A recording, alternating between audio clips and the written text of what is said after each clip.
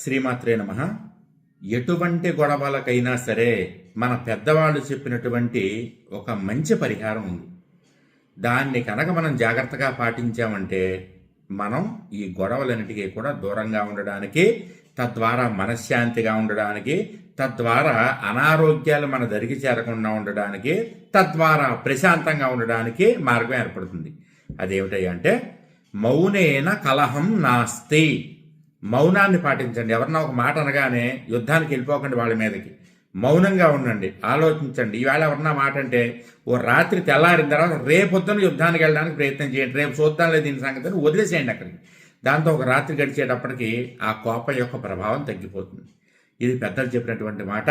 దీన్ని పాటించడానికి ప్రయత్నం చేయండి. మౌనంగా ఉంటే కనుక మనశ్శాంతిగా, ఆరోగ్యంగా, ఆహ్లాదంగా, సంతోషంగా ఉండడానికి కారణభూతం అవుతుంది. జయం.